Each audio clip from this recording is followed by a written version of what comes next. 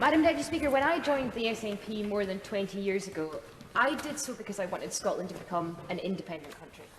I believed that the people of Scotland should be able to make the important decisions on on the issues that matter to us.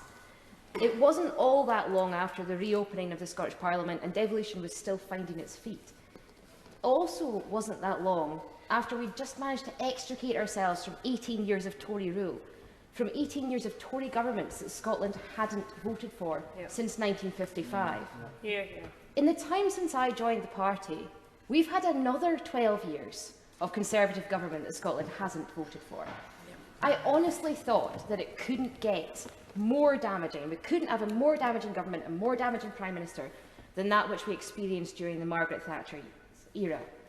Then David Cameron said, "Hold my beer," and had the Brexit referendum. Then the member for Maidenhead said, "Hold my beer," demonised immigrants and put in motion the hardest possible Brexit. Then the member for Uxbridge said, "Hold my beer," and destroyed what little faith the public had left in politicians being honest. Then the member for South West Norfolk said, "Hold my beer," and crashed the economy. If the current Prime Minister asks you to hold his drink, I recommend running a mile. Scotland hasn't voted for any of this chaos. We didn't vote for a Brexit referendum. We didn't vote for Brexit. We welcome immigrants. We don't vote Tory. Our Scottish Government is consistently having to mitigate Tory-inflicted hardships in order to offer some measure of protection for our constituents. And I will make no apology for making the well-being of the people of Scotland my ideological mission. Because of the decisions of the UK Government we didn't vote for, 4 out of 10 of those on universal credit skipped meals this summer. Mortgage rates have soared £6,700 a year on average. Since last year, energy costs have gone up £1,200.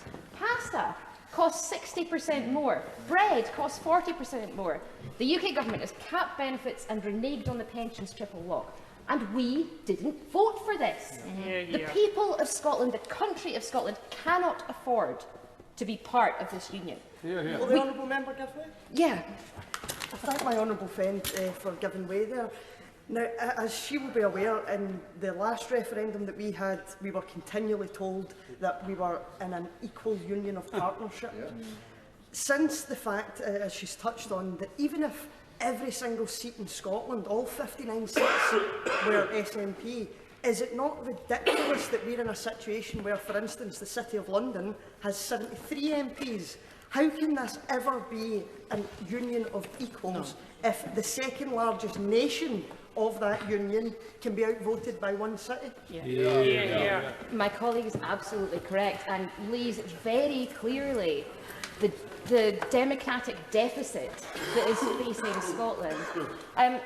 We can't afford to continue having our resources squandered by Westminster. We can't afford to go without energy market reform.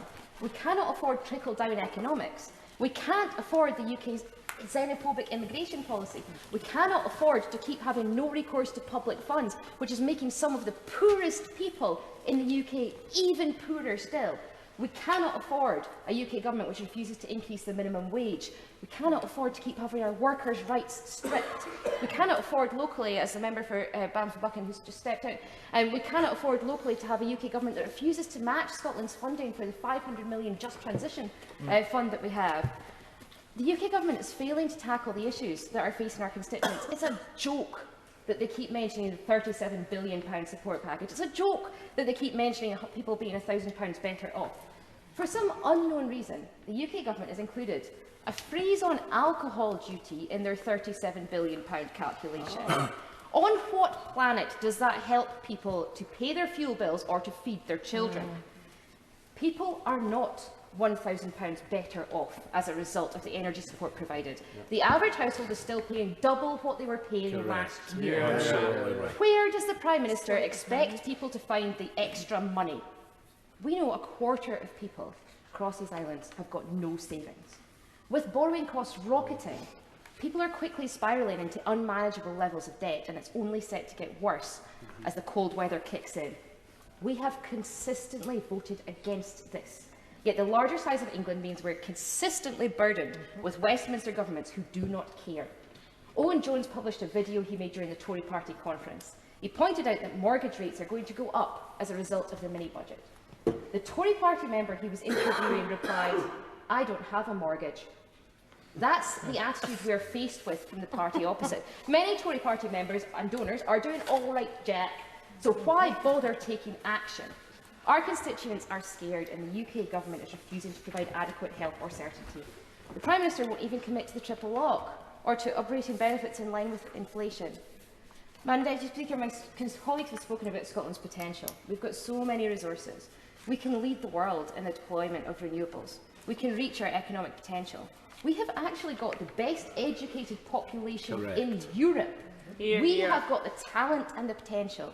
We are not, like my colleague from Perth said earlier, singularly unable to flourish as an independent country.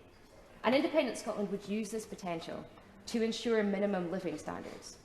How is it that in 2022 we're having to say that? How is it we're being approached by constituents who've got nothing, who are experiencing poverty that hasn't happened in this widespread way during my lifetime? Before this cost of living crisis, it was already the case that some people, despite being in receipt of social security, were living below the destitution line. Below the destitution line. Other European countries have stepped up, providing far higher levels of support to ensure that people can live through this crisis. So, what are the people of Scotland doing about this? We are consistently exercising democratic rights we have to vote for the SNP. We have a majority of independents supporting MSPs in the Scottish Parliament. We had our best ever council election this year. We have been the third largest party in Westminster for 7 years, despite standing in less than a tenth of the seats. And yet the Westminster government suggests that we've got no mandate. I'll tell you who's got no mandate: the Tories. They have no mandate to inflict Tory economic policies on our population. They've got no mandate for xenophobic immigration policies. And they have got no mandate for cutting social security. If this, Madam Deputy Speaker, is a voluntary union of nations, why are the UK government not respecting the mandate given by the people of Scotland to the Scottish Parliament to hold a referendum?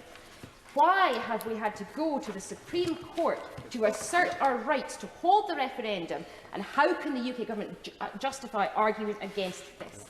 This, Madam Deputy Speaker, is not about identity. This is about democracy. Scotland has voted for the right to choose our own future. We will do everything possible to ensure that this happens.